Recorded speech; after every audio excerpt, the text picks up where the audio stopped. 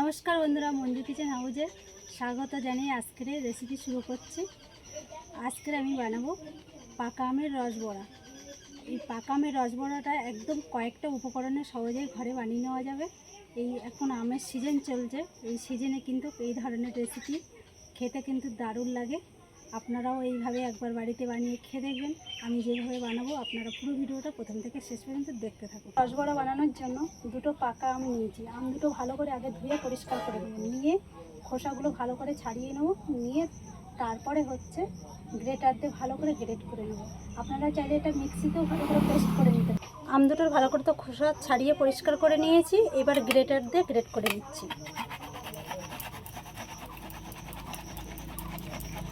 আমার এই রসবড়াটা বানানোর জন্য দুটো আমই লাগবে। দুটো আম নিয়েছি, পরিমাণে যে যেরকম বানাবে সেই পরিমাণ করে একটু বেশি করে নিতেও পারেন।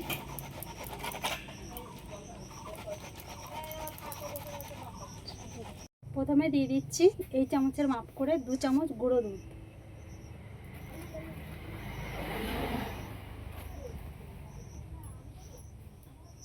আর এই বড়া বানানোর সময় কিন্তু বেশিরভাগ আমরা ময়দা বা সুজি ব্যবহার করে থাকি। তো আমি ময়দা বা সুজি দুটোর মধ্যে কোনোটাই দিচ্ছি না, আমি এখানে দিচ্ছি আটা। এই বাটির মাপ করে 2 বাটি আগে দিয়ে দেবো প্রথমে, তারপরে লাগলে আবার নিয়ে নেবো। 2 বাটি দিয়ে দিলাম। কিছুটা মৌরি নিয়েছি, মৌরিটা একটু হাত দিয়ে এইভাবে ডলে হাত দিয়ে দিচ্ছি। মিষ্টির মধ্যে কিন্তু হালকা একটু লবণ হলে কিন্তু খেতে বেশি ভালো হয়, ওই জন্য আমি হালকা করে একটু লবণ দিয়ে দিচ্ছি। এবারে একটু ভালো করে মিশিয়ে নেবো সব একসাথে। এটা মাখাতে মাখাতে যদি আমার আরও লাগে আটা আমি দিয়ে নেব।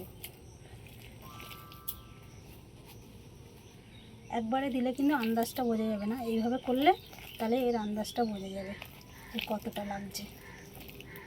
আরও আমি হাফ বাটি আগে দিয়ে দিলাম। এবার সবশেষে দিয়ে দিচ্ছি এই বাটির মাপ করে চিনি নিয়েছি, এর হাফটাই দিয়ে দেবো, পুরোটাই দেবো না, যেহেতু আমটা খুব মিষ্টি আছে এই জন্য অতটা দেওয়ার দরকার নেই। আমরা তালের বড়া বানানোর সময় ব্যাটারটা যেরকমভাবে বানাই ঠিক সেরকমভাবেই কিন্তু এটা এরকম বানিয়ে নিতে হবে। তো আমার এটা বানানো পুরো রেডি হয়ে গেছে। উনুন জ্বালিয়ে কড়াই বসিয়ে দিয়ে কড়াইতে কিছুটা সাদা তেল দিয়ে দিয়েছি, তেলটা গরম হয়ে গেছে। এবার আমি সব বড়াগুলো ভেজে নেব। হাতে একটু জল লাগিয়ে নিচ্ছি এভাবে। এবার অল্প অল্প করে বড়ার মতো করে এইভাবে তেলের করে ছেড়ে দেবো।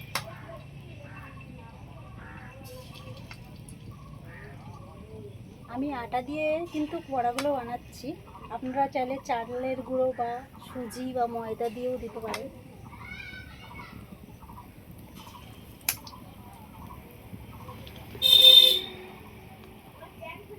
এই বড়াগুলো ভাজার সময় কিন্তু এইভাবে খুন্তিতে অনবরত নাড়তে হবে, তাহলে কিন্তু বড়াগুলো সমানভাবে সব ভাজা হবে।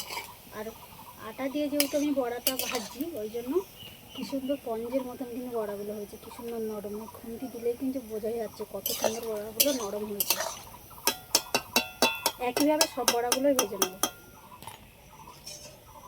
বড়াগুলো তো সব ভাজা হয়ে গেছে।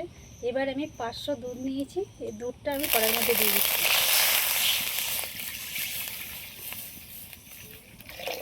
4 থেকে 5টা এলাচ নিয়েছি, এলাচগুলো ফাটিয়ে নিয়েছি, এটা দিয়ে দিচ্ছি দুধের মধ্যে। তারপরে এই বাটি মাপ করে 1 বাটি চিনি এটাও দিয়ে দিলাম। এখানে 2 চামচ গুঁড়ো দুধ আছে, এটাও দিয়ে দিচ্ছি। সবগুলো একসাথে ভালো করে একটু ফুটিয়ে নেব। ফুটিয়ে নিয়েছি, এইবার আমি এই বড়াগুলো সব দিয়ে দেবো সব একসাথে, আবার একটু ভালো করে জাল দেবো।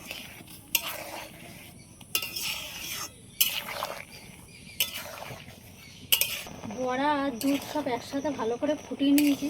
আর ফুটাতে ফুটাতে বড়াগুলো কতটা সব ফুলে ফুলে বড় বড় হয়ে গেছে দেখলেই বোঝা যাচ্ছে কত সুন্দর হয়েছে বড়াগুলো। আর দুধটা কিন্তু অনেকটাই ঘন হয়ে গেছে, রস বড়া হয়ে গেছে। এবার আমি লাগিয়ে নেব। খেয়ে দেখ কেমন হয়েছে।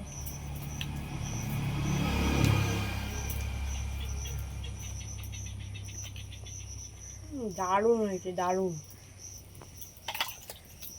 তোমরাও বাড়িতে বানিয়ে ট্রাই করে দেখতে পারো, হেবি সুন্দর।